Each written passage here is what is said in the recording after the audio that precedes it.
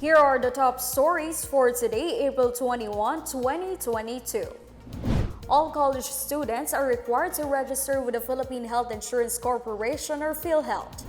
President Rodrigo Duterte has approved the implementing rules and regulations of the newly established Department of Migrant Workers. The Department of Interior and Local Government warns local officials in Aklan against the holding of more tourists beyond its capacity. The Metropolitan Manila Development Authority clarified that operations of provincial buses are not entirely terminated, instead instructed to use the integrated terminals.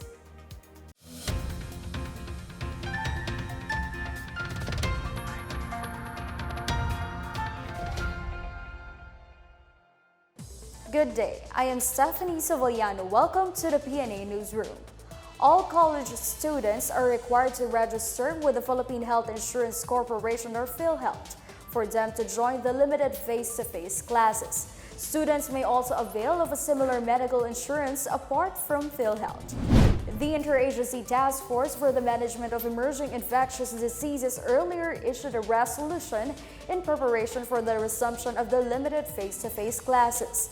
Under Alert Level 1, classrooms are allowed to accommodate up to 100% seating capacity and only fully vaccinated teaching, non-teaching personnel and students can enter the premises. Ito ay naayon po sa Department Order.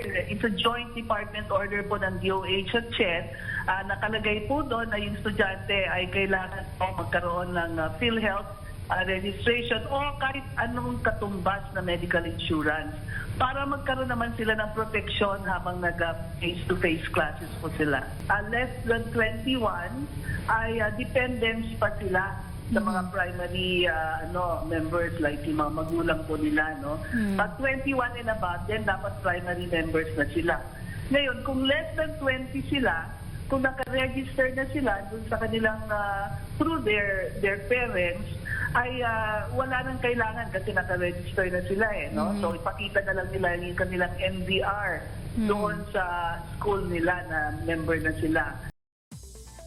President Rodrigo Duterte has approved the implementing rules and regulations of the newly established Department of Migrant Workers. Executive Secretary Salvador Mediadea announced in a memorandum that the IRR proposed by the department's Transition Committee was approved. The Philippine Overseas Employment Administration said the IRR focuses on promoting the protection of overseas Filipino workers, improving access of services, and streamlining their process, among others. This means OFWs may now have the requirements processed in regional offices. They can also file complaints on recruitment violations without going to central offices. Meanwhile, POEA Administrator Bernard Olalia clarified that the approved IRR is similar to the one previously submitted by DMW Secretary Abdullah Mamao. This means the POEA, which will be integrated into the DMW, will continue its usual duties. Pinaka-importante po nito, yung aking opisina na Office of the Administrator ay magiging Office of the DMW Secretary na. Ibig po sabihin niyan, hindi na po siya isang attached agency ng Department of Labor and Employment pag fully operational na po yung ating DMW. Magkakaroon po siya ng direct access sa ating mahal na Pangulo. Yun po ang number one na kaibahan po niyan dito po sa umiiral na structure natin sa ating global labor and governance regulation. Pangalawa, yung Office of the Secretary will be assisted by no less than 4 undersecretaries at saka mga assistant secretaries na siya pong mag-i-implement ng ating DMW. A show cause order due to the negligence may be issued to the provincial government of Aklan to ensure that the visitor threshold is observed. This as Boracay Island exceeded its visitor capacity during the Holy Week with over 21,000 tourists, while the tourist cap is set at over 19,000. Interior Secretary Eduardo Año urged both the provincial government of Aklan and the municipality of Malay Aklan to intensify efforts in strictly observe the island's daily threshold for tourists. He said failure to comply with the recommended daily threshold may cause environmental risks and may reverse the accomplishments of government in rehabilitating Boracay Island. He said subsequent violations on the recommended limitation of tourists in Boracay may merit the issuance of a show cause order from the department, regardless if the violation is deliberate or not. Meanwhile, DILG Undersecretary and spokesperson Jonathan Malaya reminds the residents and tourists of Boracay and Aklan province that the area is under Alert Level 1 status, which still entails observance of minimum public health standards. The Metropolitan Manila Development Authority clarified that operations of provincial buses are not entirely terminated. Instead, instructed to use the integrated terminals. MMDA Chairman Romano Artes said the implemented window hours for the entry of provincial buses in Metro Manila only means they're required to load and unload passengers in Enlet in Bocaue and PITX in Parañaque. Artes called out several bus operators for allegedly sowing confusion to the public. He noted they have even granted the previous plea of operators to traverse along EDSA from 10 p.m. to 5 a.m. during its dry run last March. Commuters, meanwhile, were angered by the incident. Some netizens even expressed dismay as the event troubled their work hours. Others noted that the policy may only result to more traffic congestion, as workers from north and south might bring their private vehicles to avoid inconvenience. The Commission on Elections said it is studying whether to suspend overseas voting or declare a failure of elections in Afghanistan and Ukraine. COMELEC Director Sinoa Bea Lozada said the registered overseas voters in these two countries would not be able to cast their votes due to the ongoing mandatory repatriation there. COMELEC temporarily suspended overseas voting in Shanghai, China, which is under a lockdown due to the increase in COVID-19 cases. Lozada added that overseas voting is likewise suspended in countries with security concerns such as Algeria, Chad, Tunisia, Libya, and Iraq, as well as Afghanistan, where mandatory repatriation is in place. COMELEC data shows there are nearly 1.7 million registered Filipino voters overseas. The overseas voting started on April 10 and will run until the election day on May 9 in the Philippines. Meanwhile, the COMELEC is hosting the presidential town hall debates on April 24 at the Sofitel Harbor Garden St. Pasay City. The topics include electoral reforms, education, economics, and infrastructure, with emphasis on the digital frontier.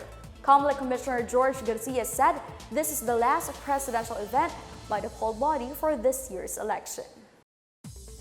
More election hotspots are identified in Central Luzon. Meanwhile, authorities in Maguindanao are still validating reports that the twin roadside explosions are election-related violence. More on this from Marito Muaje. In Central Luzon, a total of 51 cities and municipalities have been identified as election hotspots. Of the number, 29 towns and 5 cities are under the yellow category, while 14 towns and 3 cities are under the orange category. Police Regional Office 3 Director Brigadier General Matthew Bakay said these areas have intense political rivalry, a history of election-related incidents in the last 2 polls, and the presence of armed men such as Gun for Hire and New People's Army or NPA. Bakay assured the public that the classification of 51 areas as election hotspots should not be a cause of concern, as the PNP is conducting more intel-driven operations against potential private armed groups and other forms of criminality. Meanwhile, PNP Deputy Chief for Administration, Lieutenant General Rodel Sermonia, urges the public to fight attempts to disrupt the May 9 elections and to resist any forms of destabilization of the government. Sermonia underscored the need to intensify measures that counter the efforts of the CPP-NPA-NDF to undermine the sanctity of the upcoming elections. He also hinted at the successful intrusion of the Communist Front organizations into the different sectors of the community. In Maguindanao, police authorities are validating reports indicating the twin roadside explosions were intended to harm local candidates. The blast occurred at the borders of two Maguindanao towns while the convoy of Maguindanao re-electionist Governor Bai Miriam Mangudadatu was en route from South UP to North UP. A brief exchange of gunfire also occurred after the blast. Governor Mangudadatu was unharmed and is safe. For the PNA Newsroom, I am Marita Muaje. Still ahead, the National Task Force Against COVID-19 assures that fewer COVID-19 vaccines than expected have been wasted. And a delegation from South Korea seeks business opportunities in Mindanao. We're back after a quick break. Keep it here on the PNA Newsroom.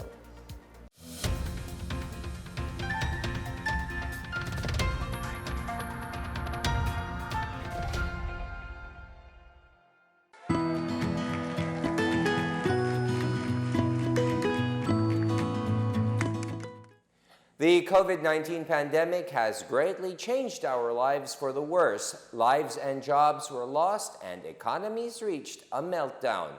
Thanks to the arrival of safe and effective vaccines, we are one step closer to normalcy. It's time to do our part, get vaccinated for our safety and for our recovery. You are there in that community, go there and have yourself vaccinated by any of the vaccines available. They are all potent, they are all effective.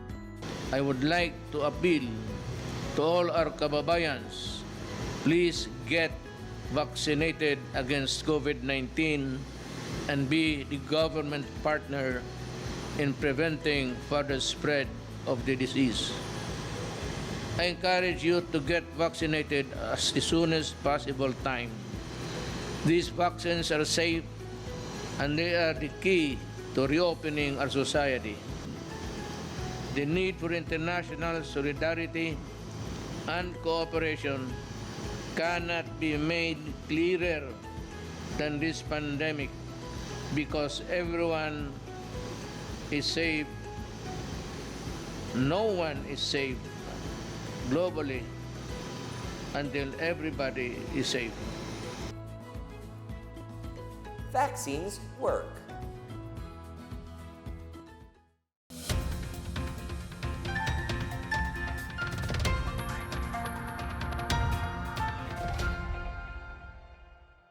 Presidential Advisor for Entrepreneurship Joey Concepcion urged the public to grab their booster shots to avoid wastage of COVID-19 vaccines.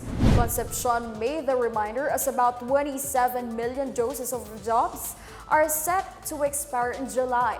In the Laging Hagda public briefing, he noted these vaccines are worth 40 billion pesos. Concepcion added that these doses came from the COVAX facility and some from the private sector. What is at risk dito is the vaccines that are already in the Philippines, and if it's not taken, that is billions of pesos that will be lost. Now, kailan bibili pa tayo ng bakuna ulit for the next for our citizens? Baka yung next administration will be reluctant to do it already at mangyayari dyan. Tuloy-tuloy ang risk natin. But I'm not saying it is 100%. No? It may be a situation na it might never happen. But why take the risk? No? Nakikita natin dito sa China, nahihirapan sila. Dito sa Europa, tumataas ang mga kaso dito sa Italy, sa France, sa UK. So medyo we are at, there is always that risk. We're trying not only to save these vaccines from getting wasted, but what's more important is we're trying to save yung economy natin. Only 200,000 doses of COVID-19 vaccines are reportedly spoiled in typhoon-hit areas, much lower than the expected 5 million doses. National Task Force Against COVID-19 Chief Secretary Carlito Galvez Jr. said his optimistic local authorities are taking care of it, although they are yet to receive the full report. Galvez added government is planning to donate some of the COVID-19 vaccines to Asian and South African countries, particularly countries with low vaccination coverage and high number of COVID-19 infections. He then assured there's enough supply in the country with 100 million doses in the stockpile. And we are very thankful that during the time of Odette, nakita natin na very minimal po talaga yung naging wastage po natin. And As compared yung tinatawag nating wastage sa ibang countries, ang wastage po sa ibang countries as high as even 20% and even 10%. And we will give Sa you, atin, sir. sa atin sa ngayon 2.1 po ang percent ang wastage po natin as reported by USEC. Recorded increase in COVID-19 cases in 14 areas under Alert Level 1 may be temporary upticks only, according to the Octa Research Group. This following the report of Health Secretary Francisco Duque III confirming the hike in those areas for the past week. Octa Research Fellow Dr. Guido David insisted the upticks are not yet leading to a surge. However, he noted the public should not be complacent. NCR tops the list of areas with the most number of new infections, followed by Davao del Sur and Cavite. In Metro Manila, Pasay, Taguig, Manila, Quezon City, and Caloocan City logged the most number of new cases. Meanwhile, Malabon, Muntinlupa, Pasig, Navotas, and Valenzuela have no new infections recorded. About 84% of the total collections of the Bureau of Internal Revenue or BIR were made through online. BIR Commissioner Cesar Dulay said about 1.75 trillion pesos or 84% of their total tax collection last year was collected through their expanded digital payment channels. 93% of the tax returns filed last year was also processed electronically. The BIR has also put in place its online application for tax clearance, e-personal equity and retirement account system, and electronic appointment system. Dulay attributed their improved performance to their digitalization transformation programs, as well as to their increasing number of young workers who are quicker and more adept to learning digital skills. More companies abroad are eyeing Mindanao as the next business hub. Next week, a business delegation from South Korea will be visiting Davao City to explore possible opportunities for expansion. According to the Korean embassy, at least 8 South Korean firms will join the business mission and will have a one-day business-to-business meeting, which aims to build partnerships with local entrepreneurs and explore possible business opportunities in Mindanao. The delegation is composed of high-level officials from Korea International Cooperation Agency and the Export-Import Bank of Korea and executives from South Korean companies.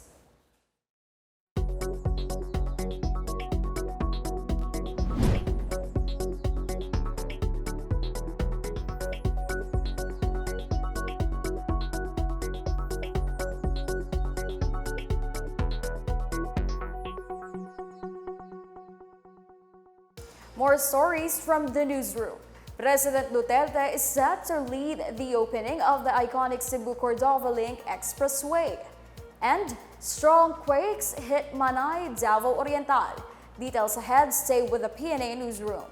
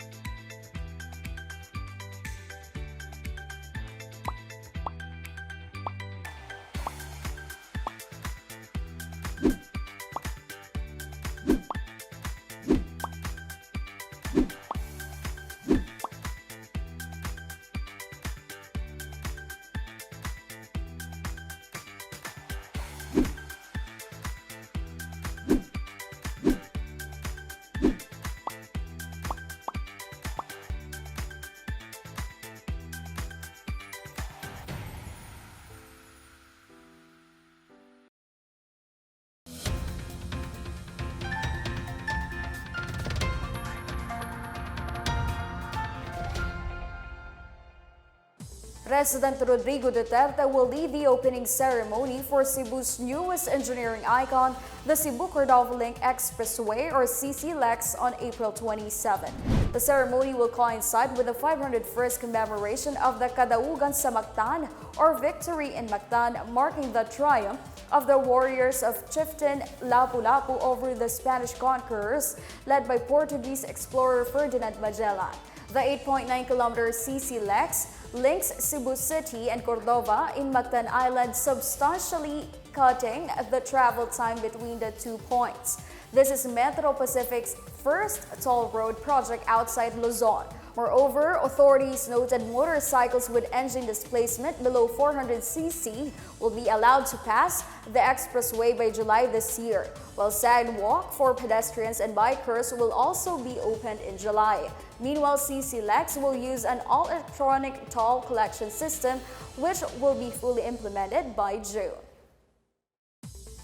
14 million pesos worth of marijuana was destroyed in a week-long anti-drug operations in the Cordillera region.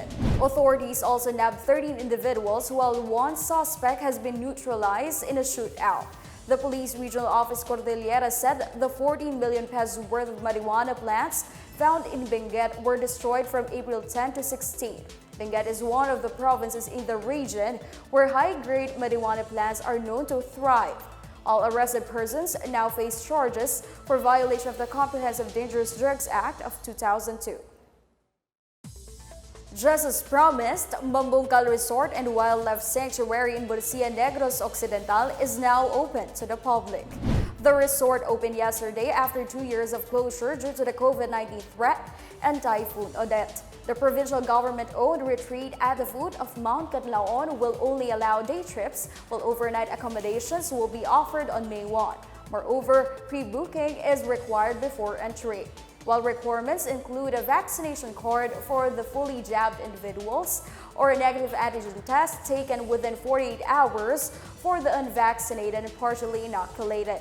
Mambungkal is home to numerous bird species and other flora and fauna, where guests can enjoy various activities such as swimming, soaking in natural hot springs, nature trekking, hiking to the waterfalls, and bat watching. A magnitude 6.1 earthquake struck Manay, Davao Oriental this morning. The Philippine Institute of Volcanology and Seismology, or PHIVOLCS, said the tremor struck 78 kilometers southeast of Manay at 5:57 a.m. It had a depth of 21 kilometers and was identified as tectonic or caused by a movement in the Earth's crust. No damage was expected. Manay experienced the tremor at intensity 4, while intensity 2 was recorded in General Santos City, Tampacan, South Cotabato, Davao City, Bislig City, and Cadapawan City. Another earthquake, this time at magnitude 4.4, jolted the southeast of Manay at 6:03 a.m. No intensities, damage, or aftershock warnings were reported. The provincial capital of Lanao del Sur has opened a food bazaar to showcase the province's local products, as well as celebrate the holy month of Ramadan. Claire Gige has the story. Just in time for the holy month of Ramadan and through the initiated Sindao Saranao Pasyalan of Vice Governor Muhammad Khalid Rakin Adyong, the provincial capital of Lanao del Sur brightened with glittering light decorations surrounding the whole compound and the fireworks display that illuminated the night sky. Apart from the lights, the provincial government also installed a food bazaar where local entrepreneurs in the province display their products available to be purchased by visitors. Adyong shared that they usually make this happen every year with the annual Ramadan, but was temporarily discontinued due to the coronavirus disease or COVID-19 pandemic. Accordingly, the same reason lies as to why they were not able to push for it at the start of the holy month. By next, inshallah, na Ramadan, tuloy-tuloy na yung every week may fireworks, tapos mayroon tayong itong light display dito sa Capitol. Actually, para ito sa Ramadan talaga. Kasi once a year lang naman siya, so why not ibuhos lahat ng kaya ng province para sa ikatutuwa ng mga kababayan namin dito sa Lanao del Sur. Adyong stressed that they only offer the mentioned highlights as they still acknowledge the importance of controlling extravagance during the sacred moment. As such, he then invited citizens to drop by the provincial capital to see for themselves the beauty the local government has prepared for everyone.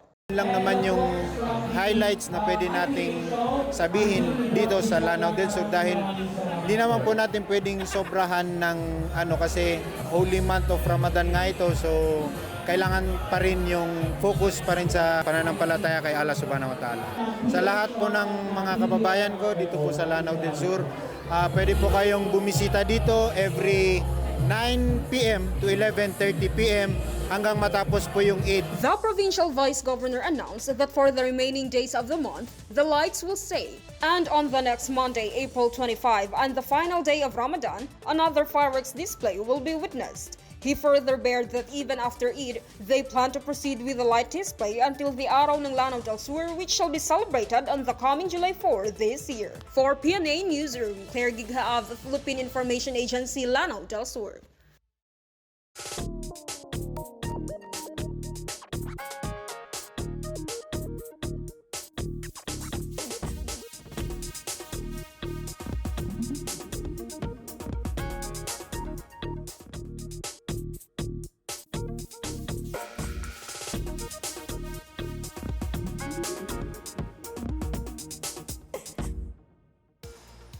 Let's take another look at today's biggest stories.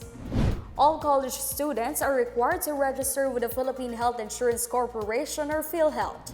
President Rodrigo Duterte has approved the implementing rules and regulations of the newly established Department of Migrant Workers. The Department of Interior and Local Government warns local officials in Aklan against the holding of more tourists beyond its capacity. The Metropolitan Manila Development Authority clarified that operations of provincial buses are not entirely terminated, instead instructed to use the integrated terminals. As Filipinos, we all have a vital role to play in preventing the spread of COVID-19. So remember, wear face masks, wash your hands often, practice safe physical distancing, go out only for essential reasons, and get vaccinated as soon as possible to protect ourselves, our families, and the community. Together, we can beat COVID-19.